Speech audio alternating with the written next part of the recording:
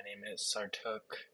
I'm just going to talk about some of the projects I've been working on, and yeah, I'm going to keep this pretty conversational. First video, so we'll see how this goes. So, as a brief intro, there's basically three sort of libraries, modules that I'm working on. One is called SKSL, which is just my initials followed by SL, which stands for shading language. Essentially it's supposed to be a GPU programming language, so should ideally be used for uh, rendering as well as compute, as well as having support for compute shaders, so we can have some sort of like um, offline uh, computation that can happen and should be able to work on any platform. So basically, that means that ideally my shading language can get compiled into either like Metal, Direct 3D, Vulkan, OpenGL, I guess like for compute, maybe even like CUDA. Um, and right now, at least because I just started this, I primarily, and obviously you can see I'm on a Mac, so primarily just been working on the metal side of things. Um, but hopefully, when that kind of works, adding support for Direct 3D and Vulkan shouldn't be too hard because, well, we'll go into why later, but essentially just the code generation should be different amongst the different platforms.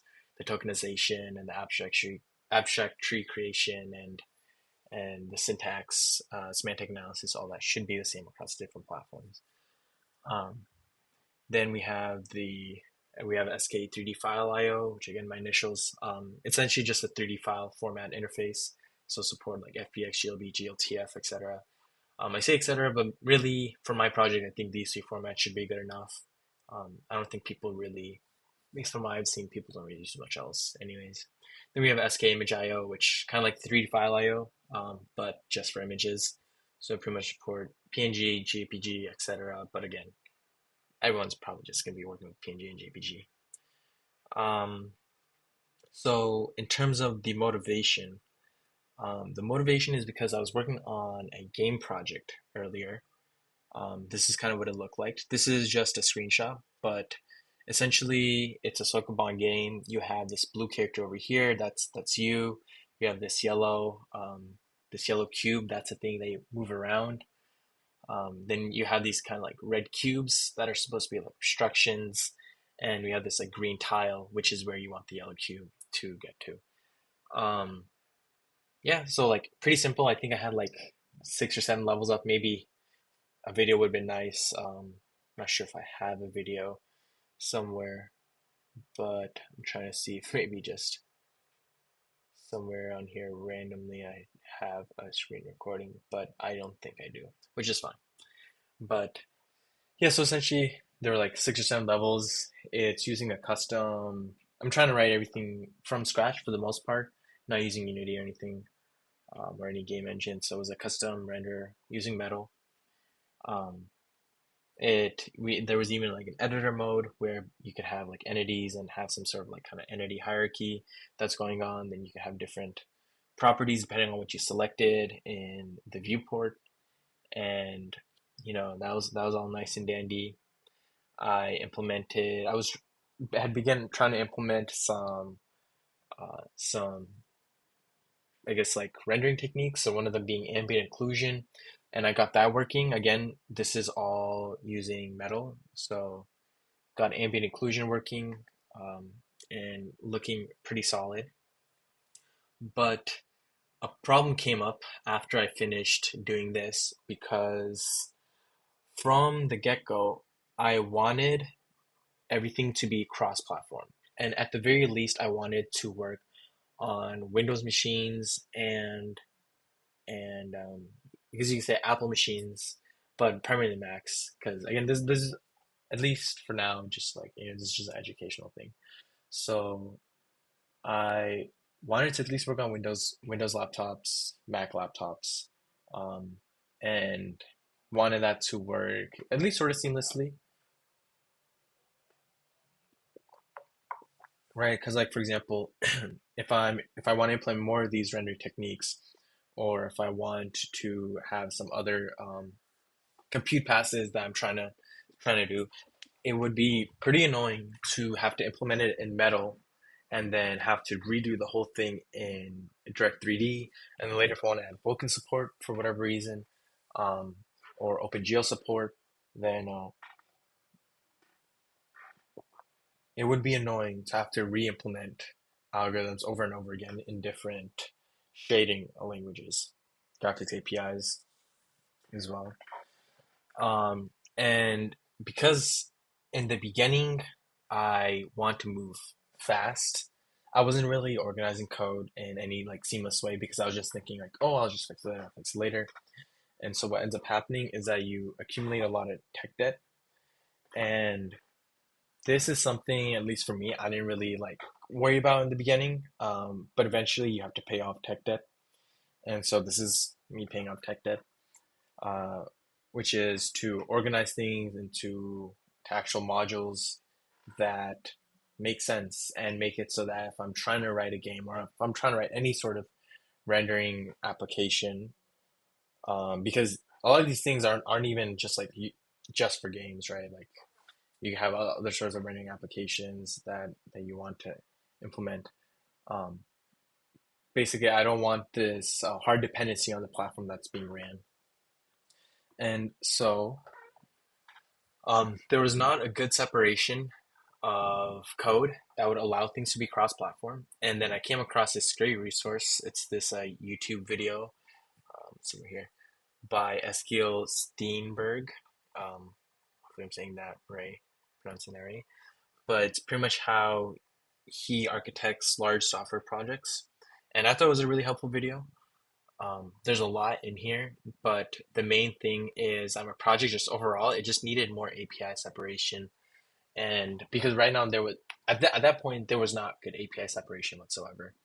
And so if I wanted things to move forward, um, and I especially because I want this code, I want these projects to be like a long-term thing, and I want it to be so that if for some reason I can't work on it for like a few weeks or a few months and I come back to it, I want things to be pretty readable, to be well organized so that it's not a hassle for me to kind of pick up where I left off. And so um, I took it a step further. I guess, if you have a well organized project, you could have like different folders or a folder structure within the same code base. But I guess there's some things I wanted to be more portable. And I thought also kind of having things as their own projects would force me to have better API separation. And these things about the API a lot more. Um, at least, so that's where these three projects came in.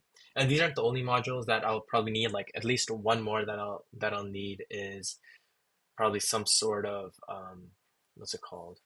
Some sort of windowing platform, windowing and input layer. Because obviously I don't want to deal with how to open Windows in an actual like application logic. Let's say it's a game or something. I don't want to actually have to deal with how to open a window on a particular platform. I should just use a module, and the module should just handle that. There could be some math stuff in here as well that I might want to do, um, which I'm not sure if that's going to come with the shading language or not, but we'll see. So first, I'll go over the 3D file I/O module and the image I/O module, and then I'll look at the shading language. The shading language I think is the coolest and thing I've been working on the most. So for the 3D file I/O, um, so if we go to sk3 file IO, a lot of this code, it is unfinished, but a lot of this is like me organizing and copy pasting code I did from the game project I did. Because at least with 3D file format, that at least had like decent separation. Because I want to support different formats out the gate. So it has like GLTF, GLB support. Um, and I use like different modules for that. I think for FBX it's like UFBX, which is like a GitHub module, and then for GLTF there's like Tiny GLTF, which is another module, and then for anything that's more backup, I use Async. So for example, if we look at, so ideally what I have been trying to do is And one thing that uh, Eskil mentioned in his videos is that when you have like a module, one thing that's really nice, and I've been trying to do is that in terms of the actual header file that you have for your module, there should just be like one header file, or at least as minimal header files as possible, so that whoever's using a module can just import that one header file and everything comes with it. So I have this one header file, which is basically a public header file that whatever game or app or whatever I create, this will be what gets imported. And then the source is just like all the implementation files as well as some internal header files. So this is the API for um, for the 3D file IO, and you can see like even the includes are very simple, just like standard C++ like includes. Um, we have a couple different structures. So we have something for like represent extents of a particular model, a vertex, a diffuse information for a particular material, a texture, um, a mesh, a model, which is just a collection of meshes essentially, entities, cameras, and then you have scenes and very simple functions. One is to, import a scene from a file. Another is to import a scene from a file, but only load the first mesh. So um, a good example, reason for that is because, like, for example, these arrows, this gizmo and stuff, that is literally just, I just wanted to import a model. I didn't want, so like, this is actually, I think, like FBX scene or GLTO scene where there's just one mesh. So when I was creating this editor, I just wanted a handle to model. I just wanted to load a model, not an entire scene. So that's why I had this function for basically loading just the mesh from the scene. Um, and then to unload a scene, and then this is for writing to a GLTF. And this is useful because write a SKScene to file. This can be useful level editor map as a format, which is basically what I was doing over here. So all this data would get written out to a file, and then which is a GLTF file essentially. I think I named it something else like SK level or something, but essentially it's just a GLTF file. And so it makes it easier because then when I import, I can literally just import using this function, just passing that file path, and it works. So that is that. This doesn't have like a complete implementation, but for example, um, there's like some logic here. Um, does this have anything? So we have some logic for the tiny GLTF loader, but again, like you can see, like there's this helper function here, but that's nowhere to be found in this file. And that's because I haven't finished copy pasting stuff over from my project. But that shouldn't be too hard. I already have implemented GLTF loading and FBX loading and all that. But so that's that project. Essentially just make it so that whatever application I work with just interfaces with this information, and that's it, nothing else. So it should make it easier. Moving forward in terms of 3D file management. Let's see. Then we want to talk about SK Image IO, which is really similar. In fact, this is like even simpler because there's a module called like STB image and I think like STB image write, which is what I use for all this image stuff. Um, so good examples again over here, we just have like a header file in the root directory, and that's the public header file. And this is like really simple. This is just like we have a definition for a pixel and an image, which is just an array of pixel with some metadata about width, height, and number of channels. And we just have some basic function like load image from file, unload image, and then if we want to write an image to a file, we just pass in an SK image and a path that we want to write to. So, this should be a pretty simple API and I guess a nice black box. I think this was implemented, yeah. So this is not too bad because again, I'm just using STB image write and STB image. Um, but yeah, really basic implementation of things. Nothing too crazy. That wasn't too hard because SB Image does all the heavy lifting there. But now so we covered all this. Now the meat of this will be SKSL, which is the shading language that I've been working on. And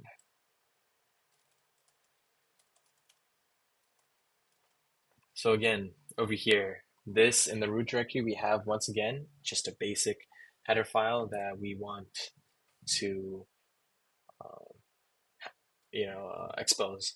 And this is really, really simple. This is essentially um, one function, at least for now, where we just generate the platform specific shader file. Now there might be extra stuff, in the future about what platform we're trying to target, because I don't think I'm going to make uh, this module detect what platform it's on. I'll just have it be passed in what platform it should essentially work with, whether it be like Metal, Vulkan, Direct 3D, OpenGL, which I think I'm CUDA, I guess. But yeah, in the notes you can say right now it only supports Metal, but other graphics APIs should be supported in the future. And this to do is done. I already fixed that, so that works. Um, so if we go into this function right here,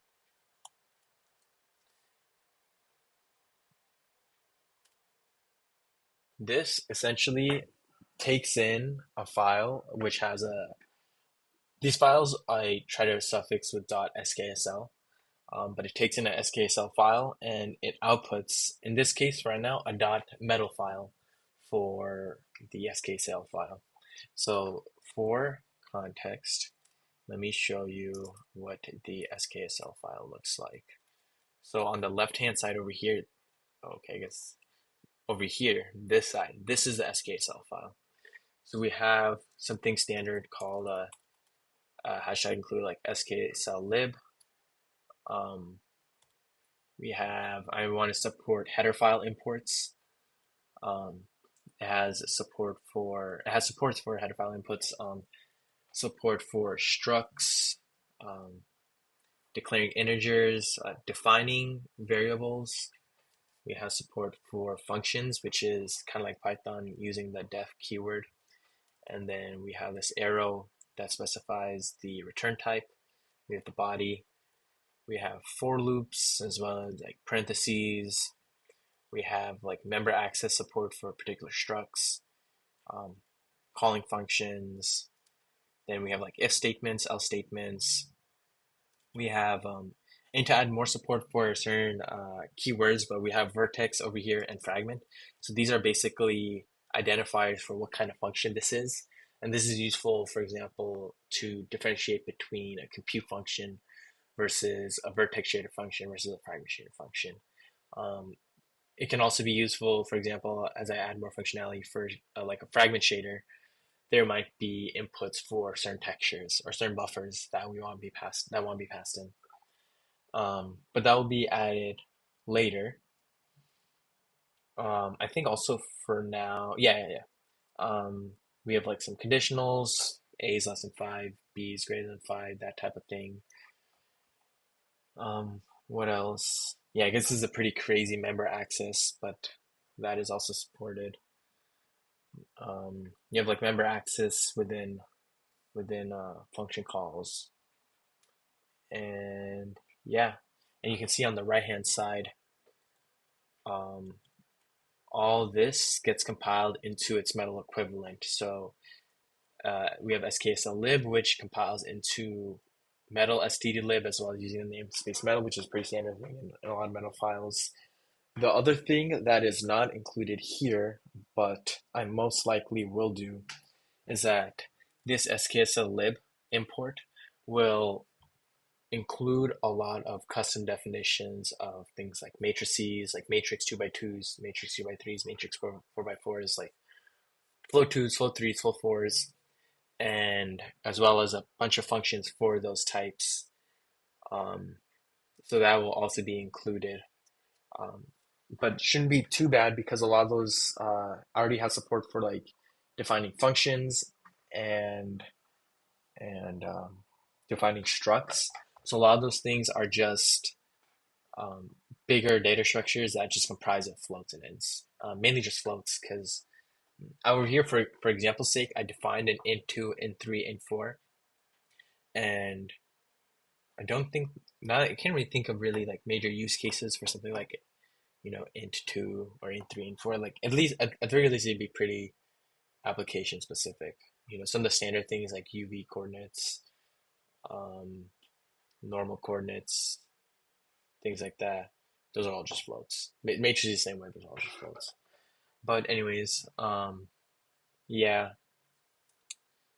Um, so at least I'll go through a little bit about how things are getting compiled. Yeah, we even have support for like comments, which in this language is a hashtag and then the comment, but in Metal it's actually like two slashes, so it gets converted appropriately. Um, and yeah, there'll also be support for textures. I don't know what I'm going to call that in my programming language. Maybe I'll literally just call it like texture or something. Texture 2D. I don't know. Um, but yeah. Um, so in terms of code, so there's essentially three stages. Um, I guess with a compiler at a high level, there's like actually four stages that occur. What first stage is tokenization, which is you have this file, right? You have this file right here, and it's a mess. Yeah. So as I was saying, you have this file, and it's kind of a mess. There's a lot of random spaces, new lines, et cetera, that that exist. And so tokenization is essentially taking these individual characters, these individual strings, and marking them in some sort of rudimentary but significant way. So, for example, if we go to the implementation of this, so internal, we have like a whole bunch of this is the internal header file for tokenization. We have like some keywords. These are I think literally all just keywords of the language for now. Um, And then we have these different token types.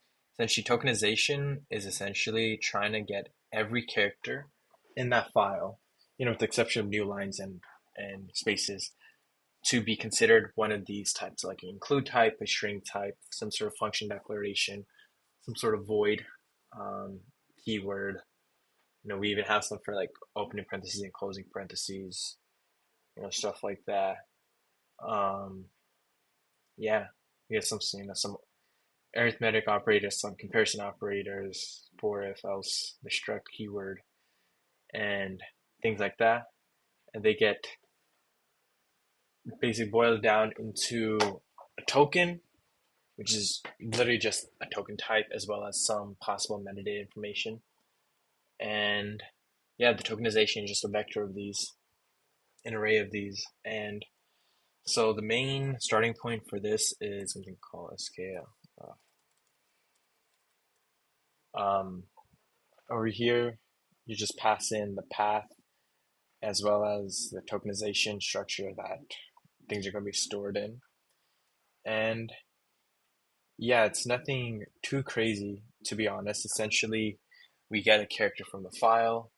If that token should be interpreted as a digit or as like a single character keyword, or it's a new line or a space, then we go ahead and we basically, first what we do is if we've seen a certain number of characters beforehand, and we've marked that the current character is itself going to be some sort of keyword, then everything that came before it needs to be stored as some sort of token as well, which is exactly what this is doing. Like we have a running string in the tokenization state, right? We have this running variable, and this is literally just if I go back to the internal header file. Um, we have the state. It's just the file that we're parsing as well as a running state of um, what is the running string that we're parsing. And we pretty much just look at that string and convert it into some sort of token. And usually this is literally just a string token. So maybe I should just keep the internal.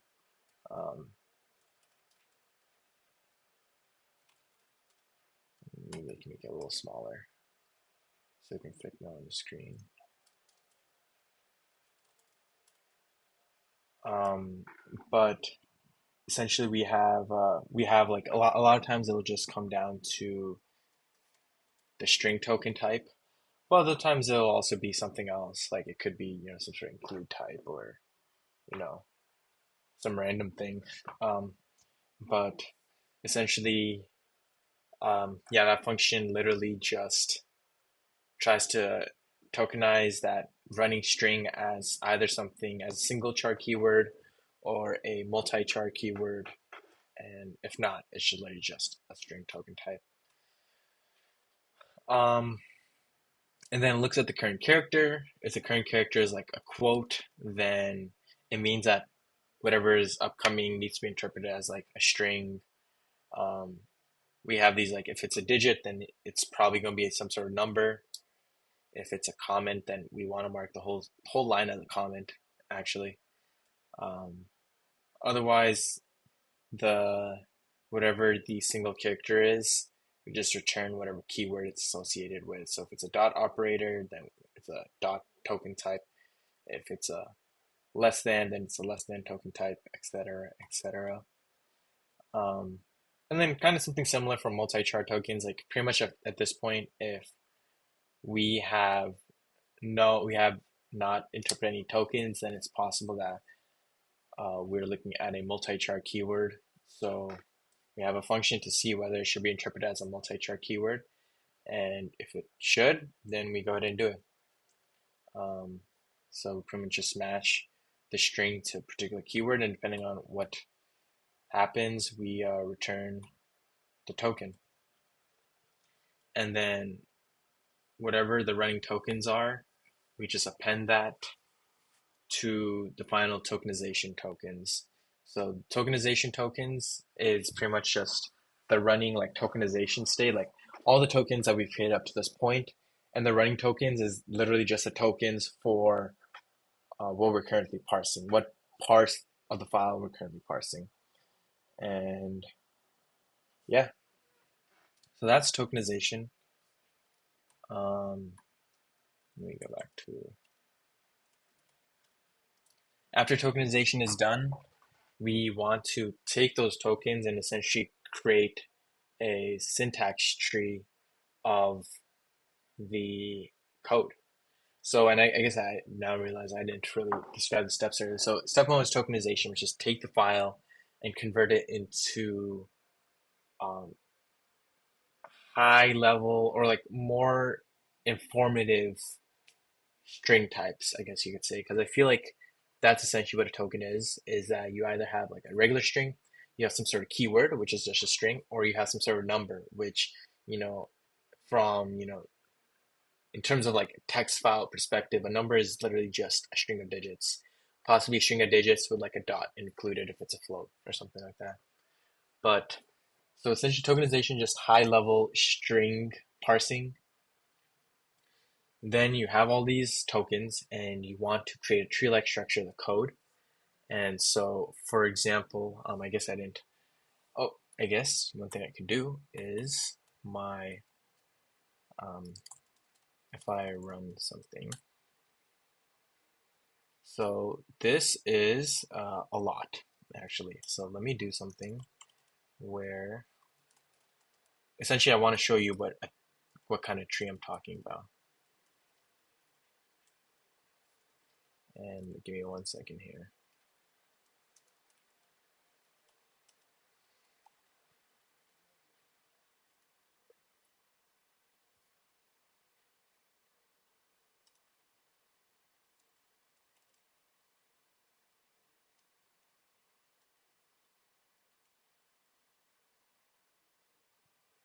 If I keep the function,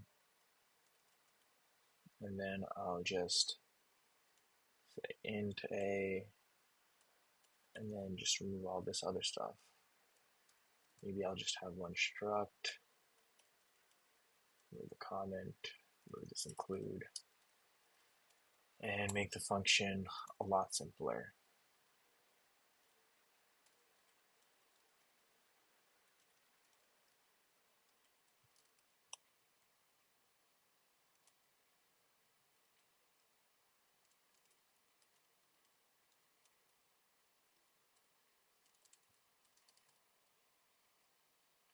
Okay, so this should...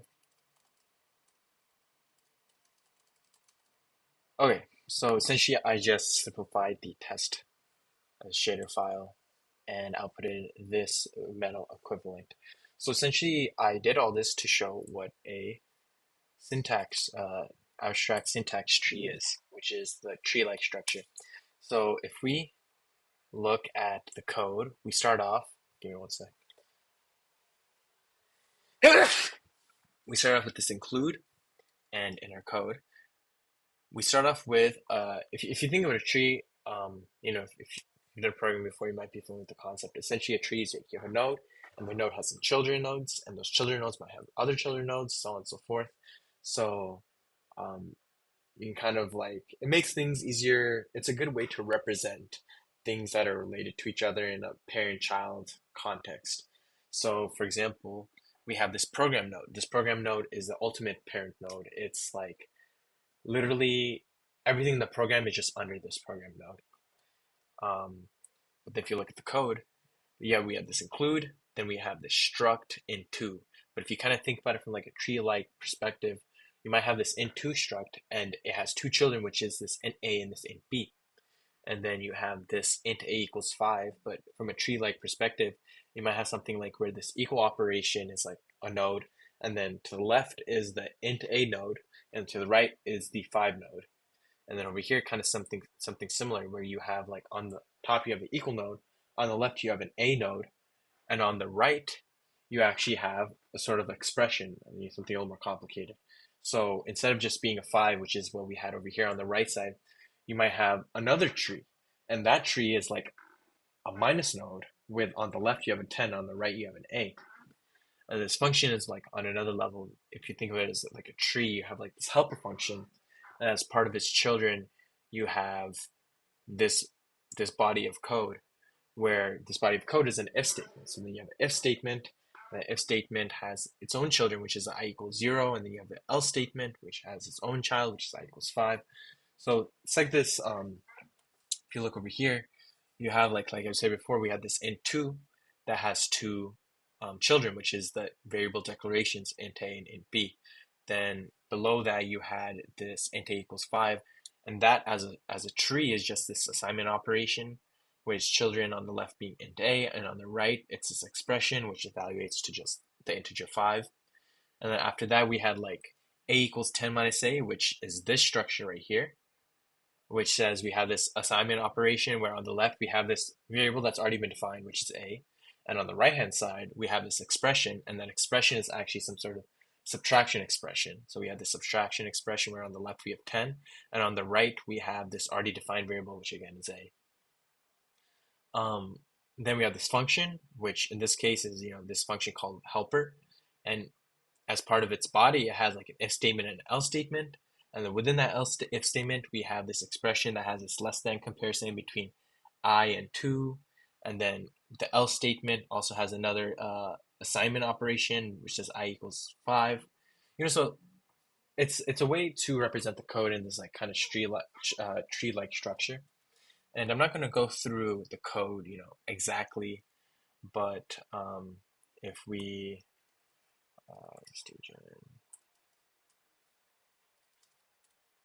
if we kind of look at this, we have these like tokens. We start off with the program node that I mentioned before, which is this node right here, and then essentially we have this helper, and this helper function,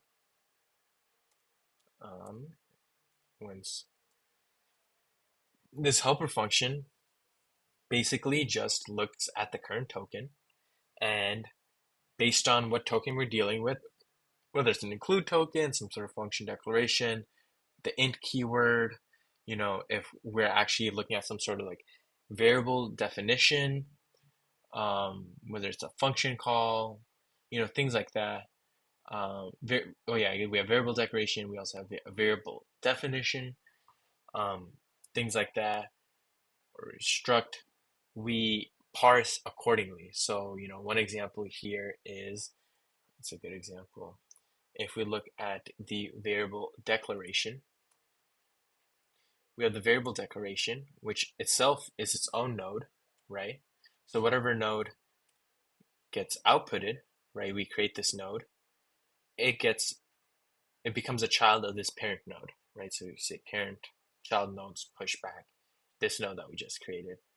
So um, if we look at the implementation of this variable declaration, which in this case for variable declaration, there's essentially two types of variable declaration. Um, this is a variable declaration, right? Variable declaration. And then this is also a variable declaration. The only difference is that this has actually some sort of assignment going on. So if you look over here, this assignment operation, on the left-hand side, it is a variable declaration. It is part of an assignment. So we have something that happens on the right side as well for this because there's an equal sign. But essentially, first, we see that we get the type specifier, which is, most likely going to be int for now. We have an int, and then we have the actual variable name. And we say that, okay, this node is going to be a variable declaration. And we say that its type is going to be int or something like that. It's a variable name will be whatever the token says the variable name is. And depending on what comes after, like if we have a semicolon like we do over here, then we know this is purely just a variable declaration and we go ahead and we just return the node. Otherwise, we go ahead and we know now we're part of a greater variable assignment that's happening, which is this example over here. And so in that case, we've created this node. We know that whatever variable assignment is going on, this variable declaration is going to be on the left side of that. On the right side of that will be some sort of expression, which we don't know at this point. So we just pass in our node. We go to this function right here, which does the actual variable assignment logic. And this is also its own logic, which says that we have the left-hand side, right? So in this case, this is the left-hand side. This is the right-hand side. And on the left-hand side, we have whatever that variable declaration was that we just got. But it's going to be the child of an assignment node, right? So we have this assignment node that has this assignment operation type. And on the left side, we have, we push back this left-hand side, we just push back the child AST node onto the child AST node. So like we have this assignment node. We make that variable declaration a child of that assignment node. And then on the right-hand side, we have another expression, and we just go ahead and we try to parse that expression, which, an expression could be, a myriad of things, but essentially it's just, in a programming language, it's just some sort of right-hand logic. So it could be some sort of addition. It could just be like a variable. Let me see if we can, right? So we can have this, again, by itself calls expression element.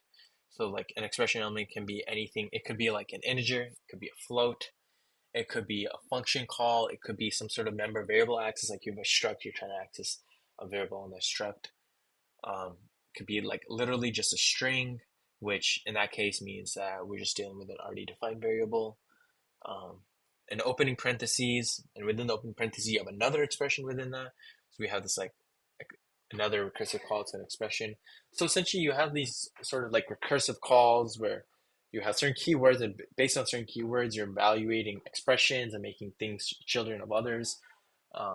And so then you get this sort of tree-like structure. And the step after, if we go back to the step after creating an abstract syntax tree is usually you have some sort of semantic analysis. Now, in my opinion, and because I'm going to be the only one using this programming language, I'm not implementing the semantic analysis for now, just because I see it as a nice to have and not something I really need because I made the programming language. I should know what the language features are, anyways. And um, so, like for example, good example is this compiled, right?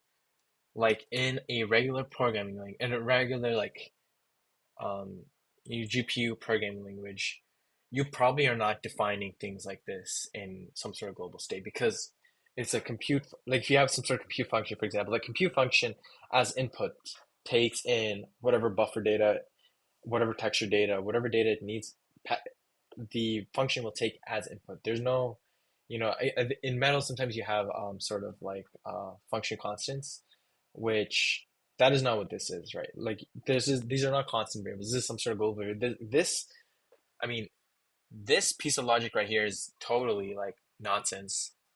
This is something you might see in like, I mean, maybe not the assignment part, but like just saying int a, you might see that in some sort of like C program or C++ program, where it becomes global state. But GPU programming doesn't have global state like that. The global state, essentially, the global data is just like whatever buffer data you're passing in. Um, and so, but it compiles, right? Like it compiles, and it shouldn't.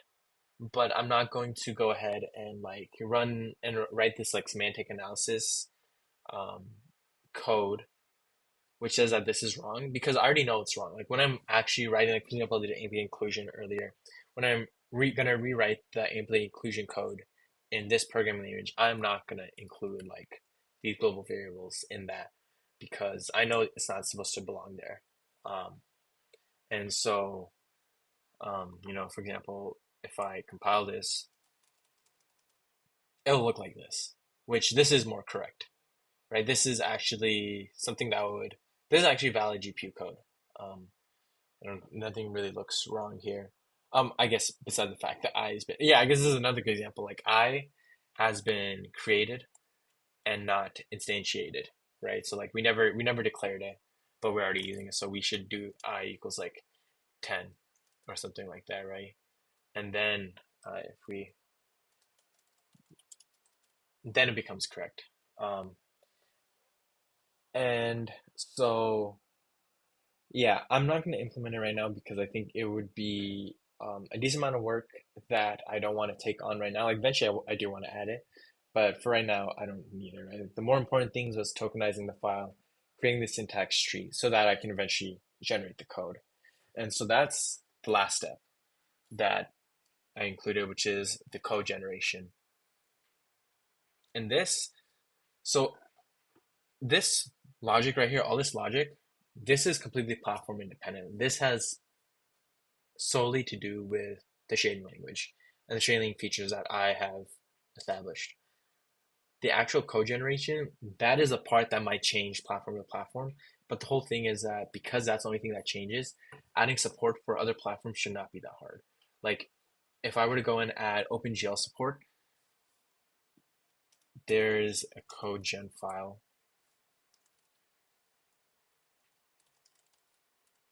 This file is the only file that would be touched, right? Because we have these specific functions, like for example, it says SKSL codegen get arithmetic operator str, or like another good example is like um um let's say function, yeah, so like SKSL codegen platform specific function. If we look at that, like this right here is literally just um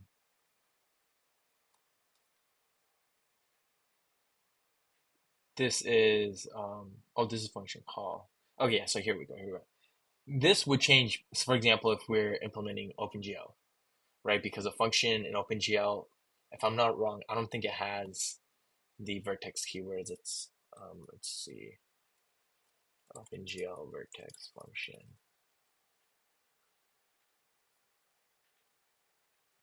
Um, yeah. So yeah, I think it just has a main function, and that's it. And I think, in fact, with OpenGL, it's like you actually have.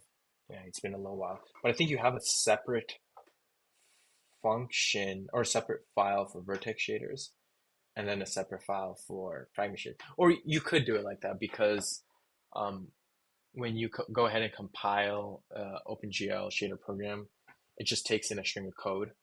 So, and generally what you do is you just parse a file. You just parse a file and just pass that string into the compiled version, into the shader program compiler that OpenGL has. And so, um, yeah, look, so for example, with OpenGL, it would generate, um, it would generate, for example, the buffers, it would put the buffer in global state like this instead of putting it in. So over here, like global is fine, but in metal, this would not be correct. And so it's just figuring out how things should be structured and how things should be optimally transitioned. And I guess maybe sooner rather than later, it would be good to actually add OpenGL support just so that, out the gate, we could have like multiple backends. And OpenGL, I believe, should still be supported on Apple, as far as far as I'm aware, at least some the older versions, like 3.30 should be supported. But anyways, so yeah, like we just have like this is the main function. This is the starter function that we have. Actually, this is the starter function we have. Um, but this in turn then just while the program node basically has some children, it just goes ahead and creates these string code blocks and based on let's see if we can find it. Okay, and based on what node we're looking at, whether it's an std include node or regular include, some sort of function definition, variable declaration, something that's already an already defined variable, a for loop, if statement, else statement, expression, struct, whatever the case may be, it'll generate the proper code snippet for that. Um, yeah, and so this is where I guess a lot of the platform logic would be. But the thing is, um, oops.